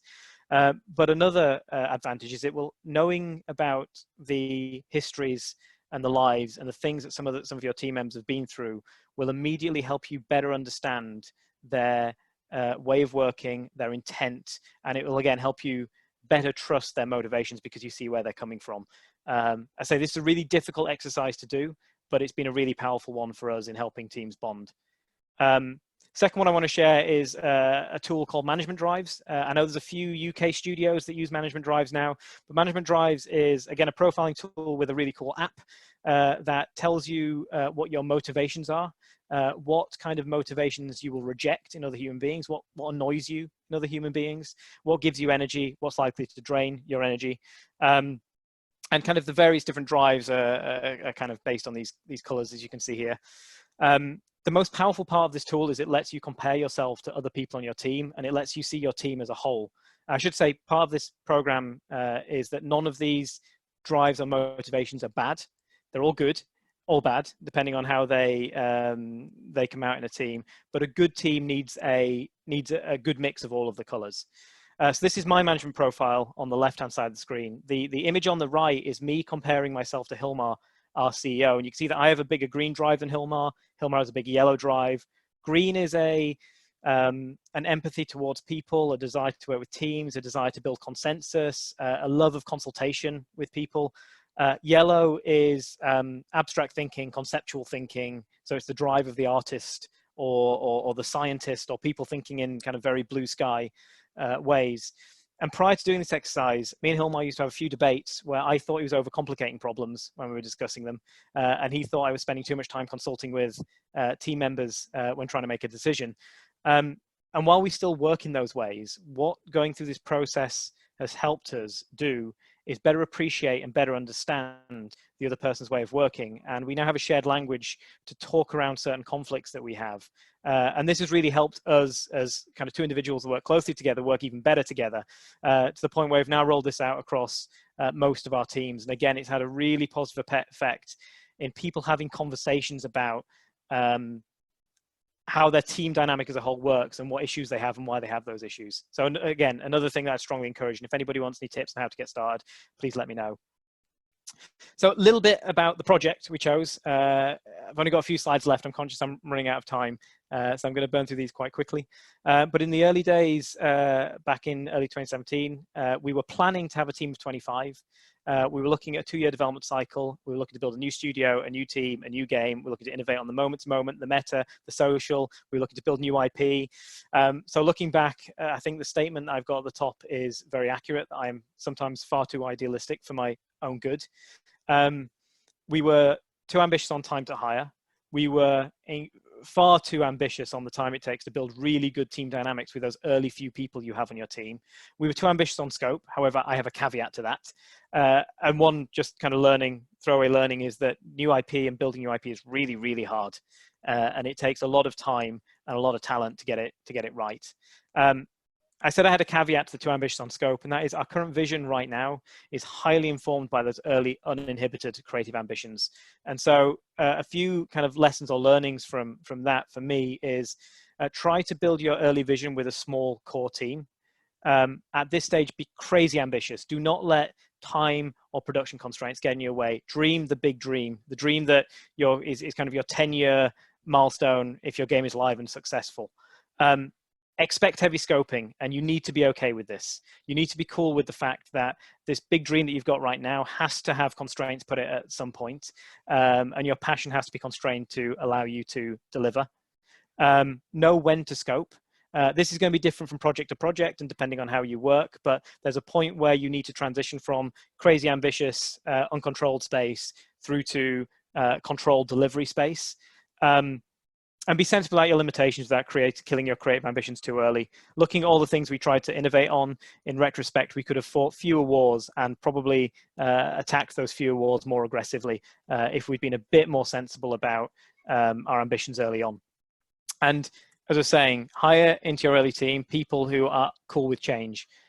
Going back to that point about expect heavy scoping and be cool with it, you need people who understand that the part of the process is having crazy wild ideas and then sadly putting some of them in the fire because there isn't time to do them. However, those crazy wild ideas will not only drive your project beyond where it would be if you didn't do that, but also it gives you a flag to aim for post-live as you continue to grow your project. So in summary, kind of running through everything I've just said into kind of one summary slide, set a culture vision up front and know what you want to be and hire for that culture. Hire top down where possible and scale slowly early on to make sure you're building into your culture vision properly. Lock your product vision with a small team and again, hire for that vision. Hire for startup resilience. Things will not go to plan, particularly in that first 12 months. Invest heavily in team building. Hire carefully and deal with issues, particularly culture saboteurs or toxic behavior, very, very quickly, either through coaching, mentoring, or dismissal, if need be. And over-communicate. You're almost certainly not communicating enough. And last point, be conservatively ambitious. Do something uniquely cool, but understand your limits. And lastly, just to wrap up, where we are right now, we've got this beautiful studio just off Covent Garden. We're just shy of 40 people. We have a very exciting project in pre-production. And I'm very happy to say that after 3 years of hard work, we're very proud of our open, transparent, politics-free culture. And I'm just going to follow up with a very shameless plug that we are now hiring over every single role. We need engineers, artists, designers, producers. We're in the growth phase for this particular project. So if you're interested in joining us on this crazy mission, please do drop me a message or take a look at our careers website that's at the bottom there. And here's my contact details, either email or Twitter, if anybody wants to get in touch for a longer conversation. And that's me. Thank you very much. Awesome. Thanks so much, James. I really, really enjoyed that. It was great to hear you kind of talk about culture as well and kind of just how difficult hiring is. Obviously, I'm biased in the role, but yeah, it was really great to hear that. I know we're running a bit behind, well, not behind, but kind of at the end of your slot, but I thought we would just get a couple of questions through before we went. So I had one actually. Yeah. What made you how hard was it to make that decision of whether you used the IP that you had or to have a new IP? Because obviously you had such an incredibly strong IP in Eve online. How was that decision? Yeah, so in the first instance, we really wanted to create our new IP, and that was something that we wanted to do as a team, but the company wanted to do as well. We'd done Eve Online for 20 years. The concept of creating a new IP was incredibly compelling from a business perspective, because then you have multiple pillars on which to stand your business. And we were just excited about it. Like, as game devs, we really wanted the challenge of creating something new. However, as I was saying early on, creating new IP is really, really hard. We were a very small team. We didn't have anybody specialized in IP generation. Wow. Okay. Lots of people think they're really good writers, and we did, and we threw ourselves into it.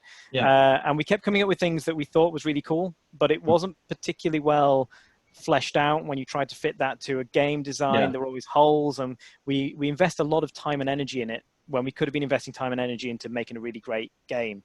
And a trigger point actually for us to consider using existing IP was we had a conversation with a company called Character in Berlin, who do they're a freelance IP development house, and they did work for Horizon Zero Dawn.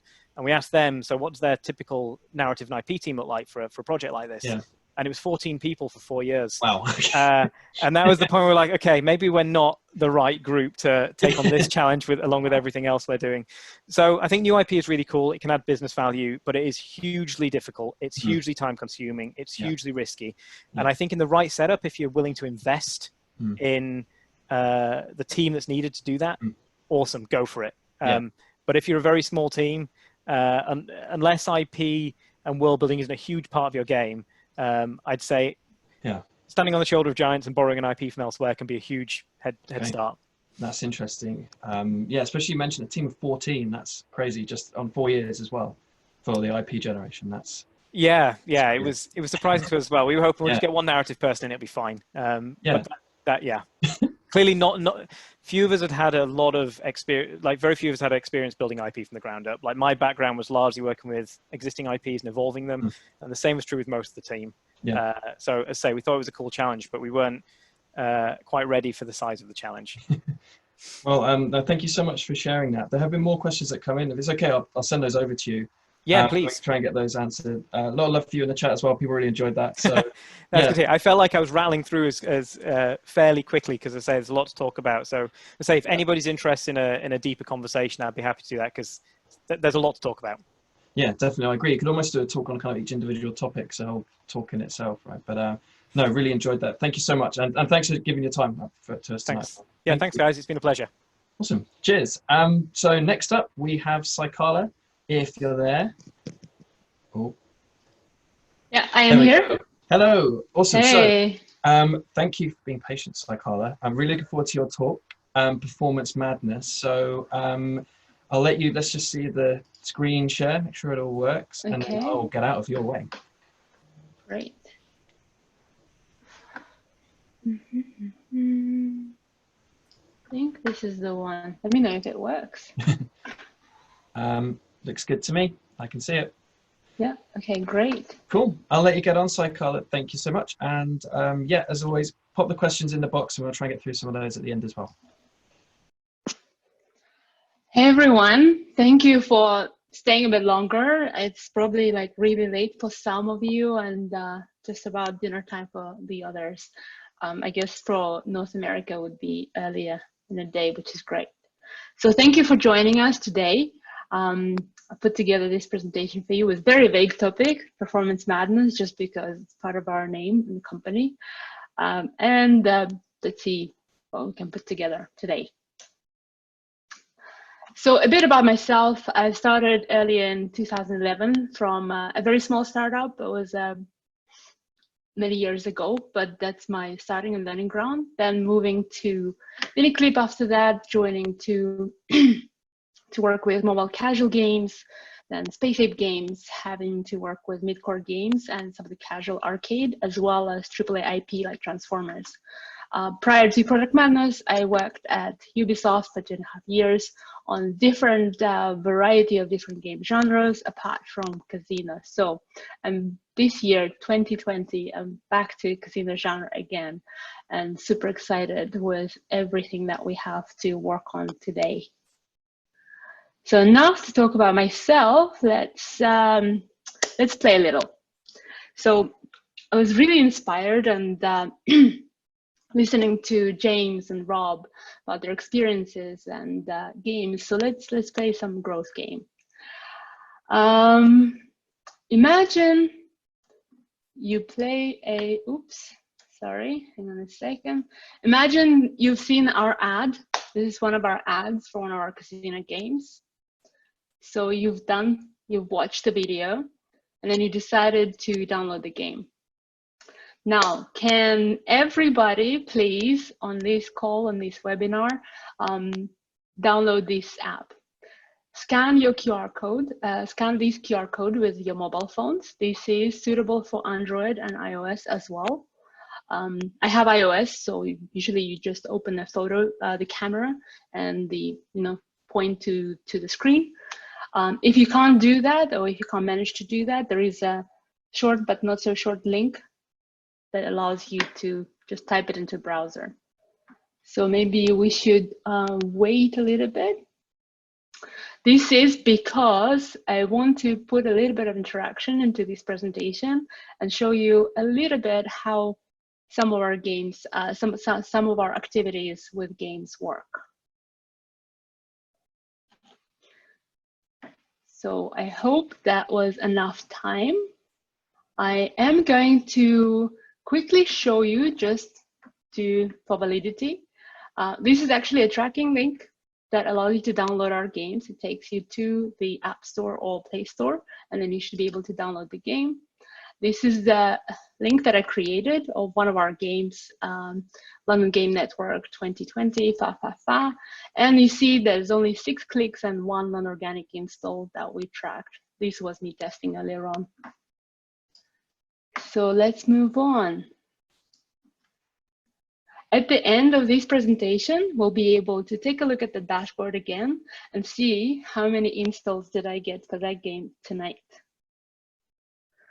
So today, let's talk about typical questions that we usually get.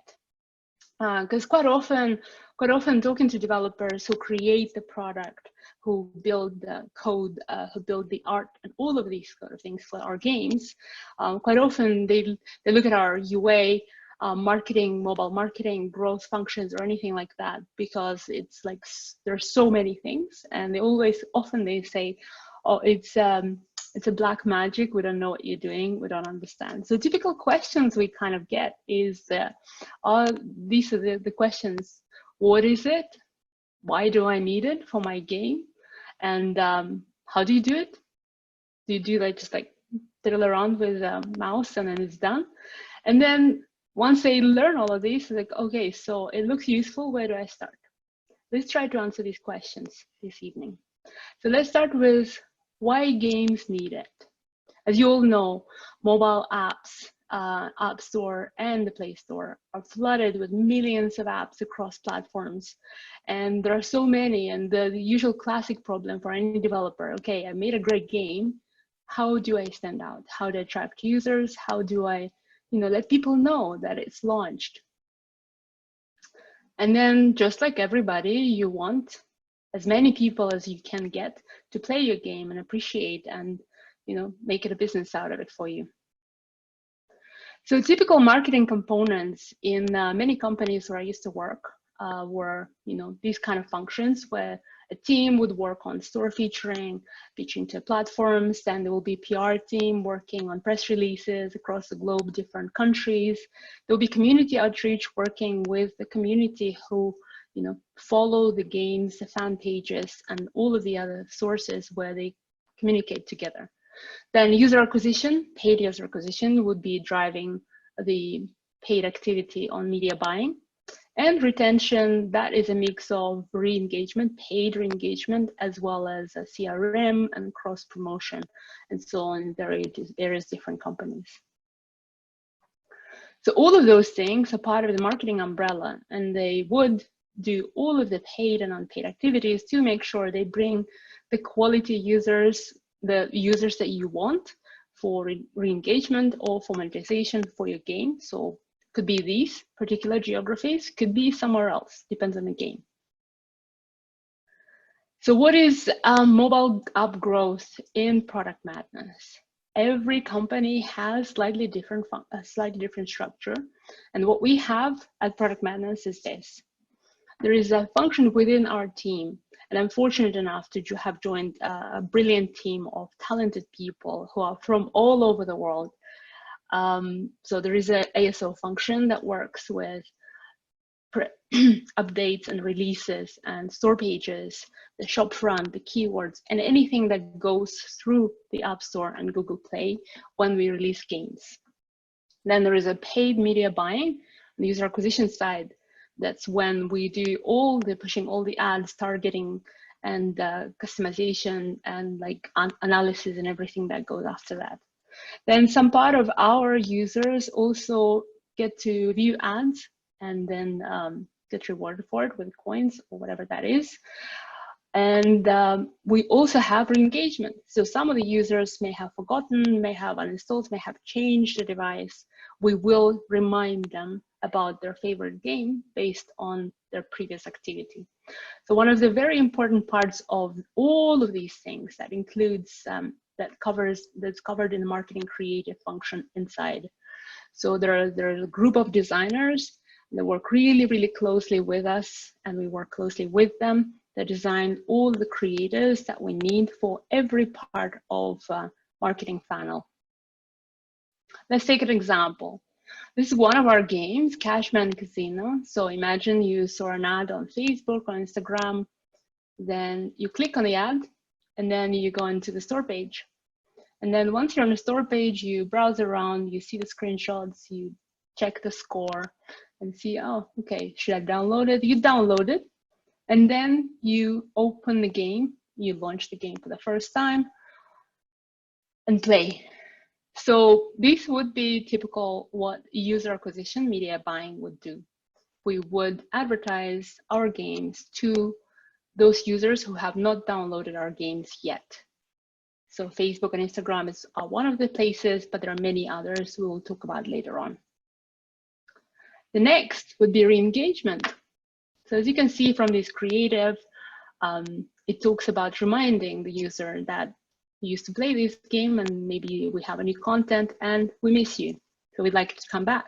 You click on the ad, you go back to the App Store or Play Store, or if we deep link, you go back straight into the game, which only possible when the game is already installed. But if it hasn't, then it will prompt you to reinstall again. And then user engages with the game in the gameplay, and you continue enjoying the entertainment. And you get a bonus as well, of course. Welcome back bonus is always welcome. Let's look at ad monetization. All of our games have paid have ad monetization revenue set up in it as well. So users can get it rewarded for watching ads. So this is one of the games. This is one of the ads that's been launched inside our games. So you see that, you get rewarded, you watch the game, and then let's say you clicked on install or download button, and then you go into the App Store or Play Store, and then you see another slots game. It could be any other game, any other genre. We just took slots for an example. You browse through, you download maybe, and then you launch it. So that's one of our fellow developers in Social Casino that has this game, and yeah, notifications and so on. So usual first-time user experience. So what happens is that we do get ad monetization revenue from allowing people to advertise their games inside their apps as well. So it's another way. Then another function inside our team is App Store optimization. Here we are in the App Store searching for Fa Fa Fa, then being, see some other games as well. And in the end, okay, let's go and check out Fa Fa Fa. So another flow, user lands on a store page, checks out some screenshots and see, okay, should I download it? Check the score and so on.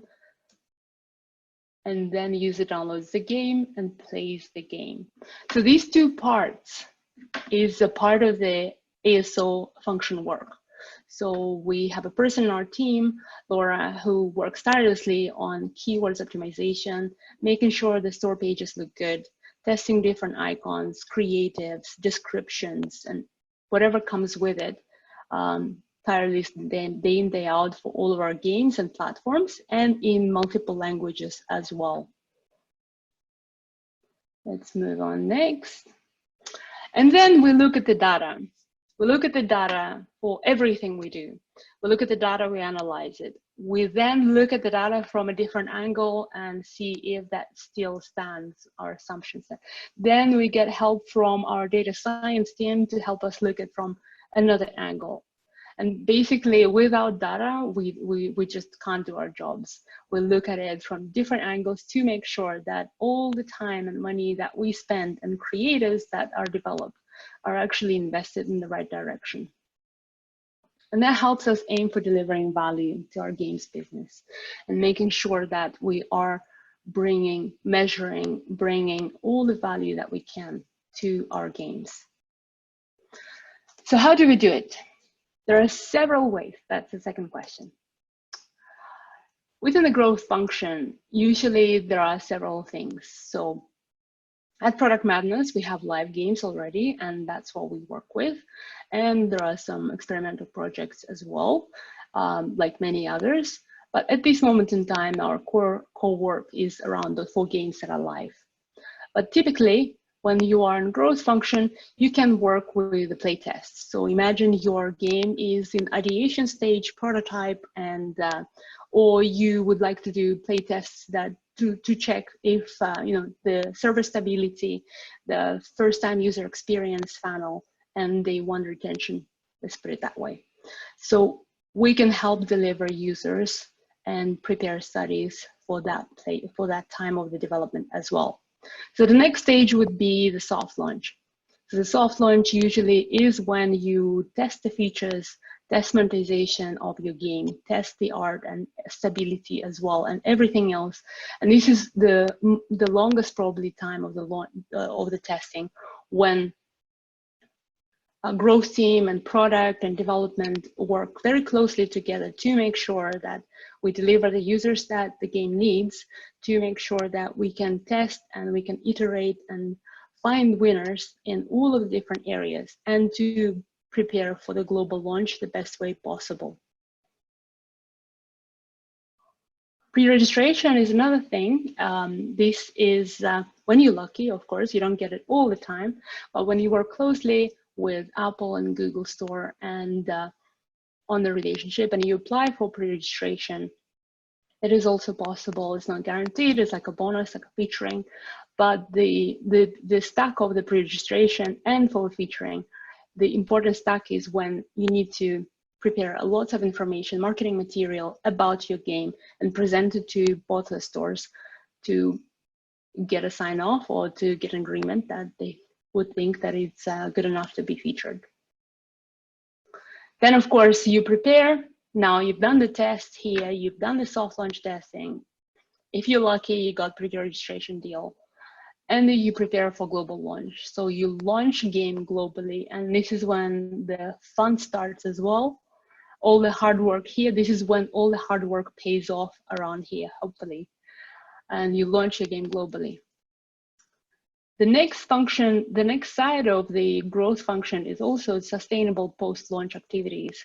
So once you have the game launched, everything is going nice and rosy for about 2 to 4 weeks. We call it honeymoon period. But then after about 2 to 4 weeks, the reality hits. And then this is when, let's say, not as many installs are coming in through anymore. And the percentage of organics drop down, which then becomes normal. And this is when the hardest work starts from the growth team, because we would need to optimize day in and out, making sure we deliver the good value of user base to the games, and the good percentage of organics ratio as well. I mean, organics don't depend on us, but we measure that as well to see. And the last but not least, and very, very important one, especially for us in casino games, is re-engagement.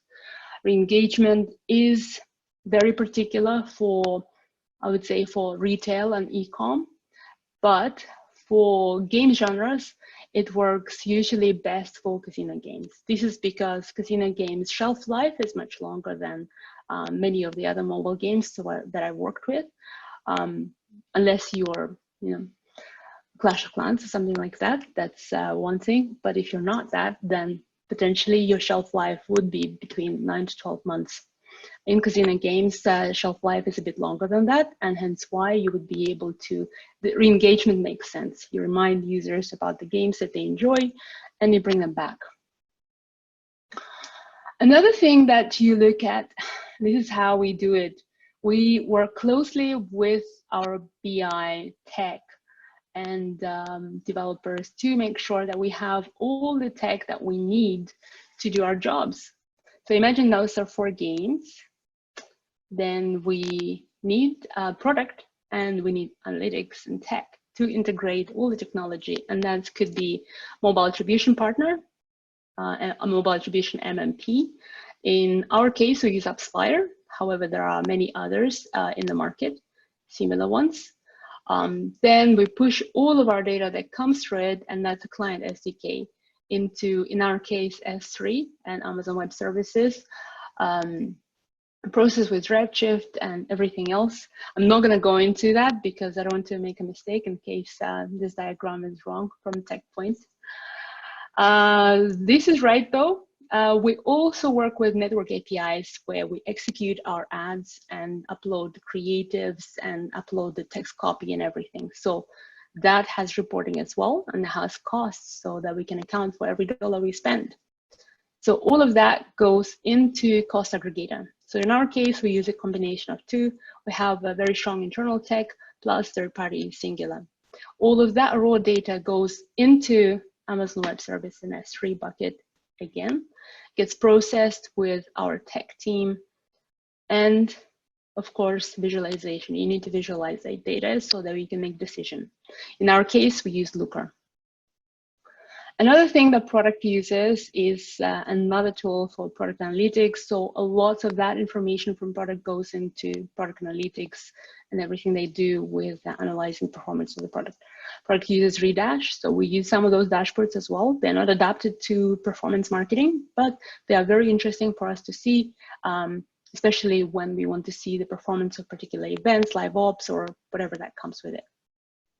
And last but not least, you need a laptop to visualize all that stuff. This was a joke, actually. Hope it's funny. So this is a typical flow. You want to advertise your game, and you go through a jungle of networks. Of course, in the same marketplace, you're not the only one. So let's say we have Cashman, but there are also all of these players and many, many, many more other developers that are advertising and bidding against in the same marketplace to get to that ideal user that is right for them. And these are some of the networks that we're using. So I would say these are the core ones that we're using, some of them bigger than the others. And I would say probably it would be spread out more or less evenly. I would say probably a third of it is Facebook, another third is Google, another third is programmatic and video networks, more or less. It changes time to time, but let's not bore you with it because there are a lot more networks that we have in the pipeline to test as well. Another thing that is important to remember is creative, which we talked about earlier, but also creative testing framework. So of course, there is no developer out there has unlimited budget for testing creatives. One time in the past, we had a dummy calculation. Let's say if we want to test everything in the ideal way, how many millions of dollars that we need to test just one side of the themes and one phase for one game. And then when we calculated, it was $1.5 million. Okay, that's crazy. We need to find a better way because nobody tests like that. So one of the things to remember, and this is one of the things that you would get from product, is a competitive analysis. So product and CI team, if you have one, or yourself, so you do lots of research and brainstorm. There are various tools like Pani, Sensor Tower, and so on. There are many, many others that you can use to get competitive analysis and see what kind of creative competitors use, what it looks like in the store, what it looks like it works, and then you brainstorm, come up with your own, let's say, a couple of themes. You have 2 or 3 main themes that you'd like to test. You have 3 different creatives. Let's say you test it, you put it through the test, get statistical significance, and then let's say you have 1 or 2 winners. Once you have 1 or 2 winners, you want to determine elements, and this is when you need to test winner variations to make sure that that particular concept you can expand and use it for a longer period of time, so it becomes not just one-off test, it becomes a marketing campaign. And once that's done and you know which elements work, you might want to either use it in the same game or also apply it in other games to determine what are those winning points and what are those key elements, either characters or gameplay or a particular 3D effect that you've used or a particular, let's say, animation that really catches attention of your end users. And you would try to expand on it and do further testing to verify and also apply it to and see if it works for other games as well. And then in the end, we focus on delivering value for our games. As you can see, we work really closely with data science, with our tech team and product to make sure we have all the tools to do our jobs and to make sure that we have all of the creatives, and so we can execute, measure, find the winners, and do it again, repeat the loop. Next question. And this is the last one. Once you've learned high level, more or less, what is it, the growth? It's not black magic anymore. It becomes a little bit clearer. And where do we start? So let's say I convinced you and you want to start doing something. So this is a quick cheat sheet, very simple. The 3 areas that I would think is the product, BI, and tech, because those are very close together, and UA and growth, part of the paid performance marketing. So from product, things that you might want to think about in order to prepare is the feature pipeline, of course. As a, you'd think product might think that this is not important for marketeers, but it is. Because if we can advertise particular features that are coming up on the day of the launch, that would be very important for us, and the value of the features. We would like to learn what the game audience is. If, I mean, there's nobody more than product people know who are they building the game for. And we would like to learn about that so we can find a way to speak the same language, pass marketing messages and communications in a similar manner with the same lingo maybe. Last but not least from product, but this is annoying for many product people actually, SDKs. To do all of these things performance way, sadly, there is always one thing that we need SDKs. We need all the SDKs that we need to be integrated in our apps so that we can track and measure everything we do and can make sure that all the dollars that we spend in the most valuable and profitable way. Then when we come to BI and tech, the tech integration part is when it comes to API integrations, automation. So some companies use third-party tools, some companies build their own in-house. It depends on your resources and ability to do so. There is no good or bad. It really depends on what you can do and how many people you have and what is the value. It's pretty much could be similar from third-party or internal as well, because you could have limitations with both. And once all of that is done and plugged into analytics, in our case, AWS services and everything that BI data science team uses, they do analysis, they build LTV, ROI, ROAS, whatever you want to call it. There are so many different acronyms to measure quality and then help us build reporting dashboards. So that quickly enough, when we need to launch campaigns, scale up, scale down, and do all of the actions that we need to do, we can look at the unified reporting dashboards that are digestible and understood by everyone, business or tech. On our side and growth team, we would need to make sure we prepare with networks. Some of them could be existing in our case, some of them could be new. Every month we test, we try to test at least one of the new ones. Then for brand new game, of course, you would need to prepare a few of them. And there would be paperwork to prepare. There would be setting up dashboards, connecting all the dots with tracking links and everything like that. So that's a little bit of work, but at least it can be done only once at the beginning and you're good to go.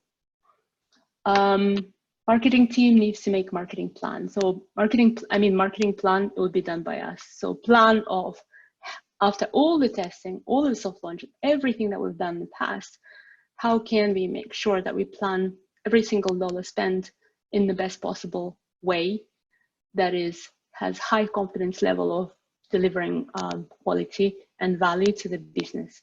So this is called marketing plan.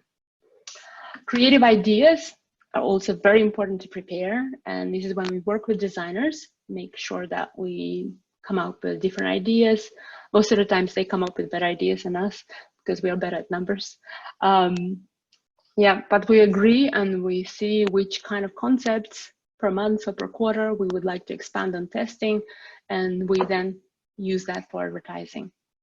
And the last but not least, very, very important, business goal. Every activity, especially when it's paid activity, needs a business goal. We need to target something. It could be the LTV payback window. It could be the day 7 ROI, ROAS, return on ad spend, could be day 14, could be day 28, could be day 1 and 2 and 3. Could also be retention metrics. So it depends what is the game and what is how do we bring what is the valued level of engagement? Is it monetization? Is it IAP monetization? Is it could it be retention? Could it be how many sessions you have per day? All of that could be measured as long as we have all the tools in place. So I'm hoping many of you installed the game, and so we can take a look at the dashboard and see how many installs I got. By the way, if you install the game, make sure you launch it as well so that I get it in my dashboard. Dun, dun, dun, dun. Let's see. I only got 2 more installs. Come on, guys, give me more installs. Unless you all played Fa Fa Fa secretly and never told anyone. That could be the case as well. But basically, that's what happens. We launch the links, we launch all the connected partners, and once we put the campaigns live, behind those creatives, videos, and so on, this is when we start getting metrics here. We can track and we can see how many installs, how many clicks, how many impressions, measure everything to make sure that we spend money in the best possible way. And that's me. Thank you very much. Thank you so much, Saikala. I'm really sorry. I didn't manage to get the app downloaded. I'm really sorry. I tried. I'm terrible with the QR code, so that's my bad. I have no excuse. So I'm really, really sorry about that. But yeah, thank you so much. We do have some questions as well, if you're happy to answer some of those. So apologies if I get the terminology wrong. That's so it's not my strongest point, anyway, but it's really interesting to hear kind of how you run it. So let's start with how important to share this info, game growth, with the team in different disciplines, the details about our users' KPI, acquisitions, and how good or bad are we? How transparent should we be with the team? Me personally, I am a big fan of transparency. In the end, it depends on the company culture. Some companies are less transparent than the others. I am quite lucky at Product Magnus. Company is very, very transparent. We go through monthly, weekly, bi-weekly, different kinds of reports. That's probably another problem we have. We have too much transparency, and then we got caught up in the presentations. But it's one of the things we improved in the recent weeks, that we've tried to unify everything in coherent reports that have the same terminology, that everything makes sense, and that it's our responsibility to make sure that the information and reports that we present is digestible for everyone. To answer that question in short, it is very important, because in the end, it could be a client developer who is working on a code for the front end. It could be a server developer working on those connections and making sure that our API connections work really well so that we can see accurate data.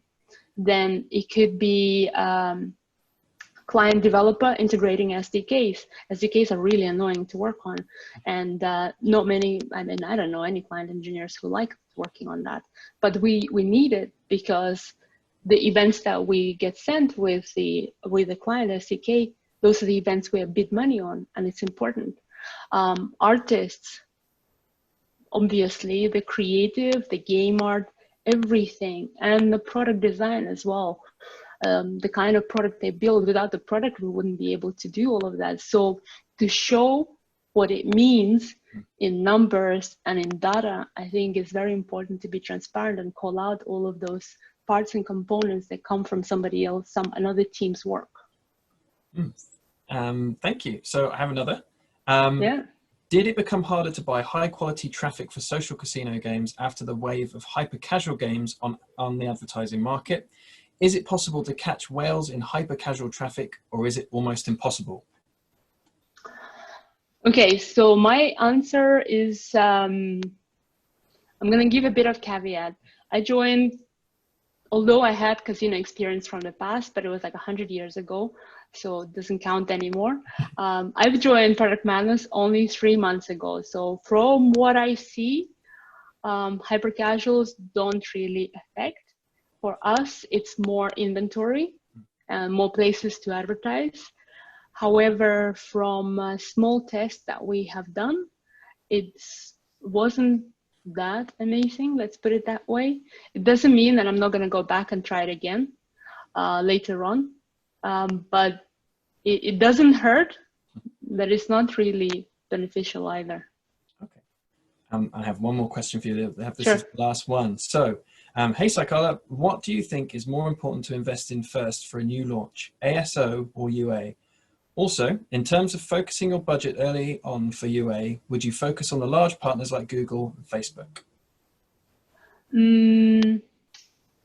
I don't think ASO or UA could be one more important to one or the other. It's more like a chicken and eggs. ASO, you have to have it, and you have to have it, and it's your shop front.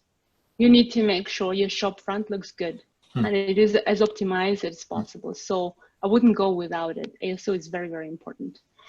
And if you have money, then you do UA as well. If you don't have money, you don't do it. Okay. So it's not really one or the other. It's what you can do. And with ASO, there is so much material online. You can learn how to do some of it. Of course, if you have let's say if you have money to hire somebody professional, then it's always better.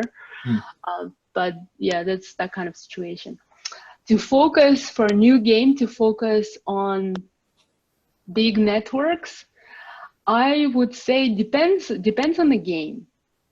If the game is, I don't know, hyper casual, you don't really need to focus on anything. You just focus on the volume and cheap installs, and then you just make money on ads.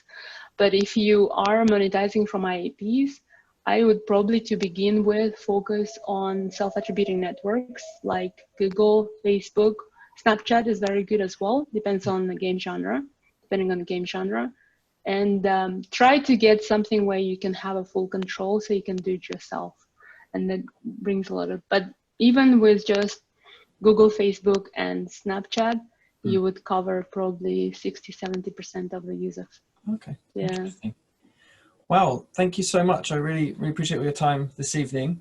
And that kind of brings us to the end. I appreciate everyone's time here today. Thank you so much for joining. I've really enjoyed this online format. I think it's worked really well, actually. And it's been nice that we've been able to have people from all over the world come and join us as well. So the recording from this will be available. I'm hoping to get it to everyone tomorrow.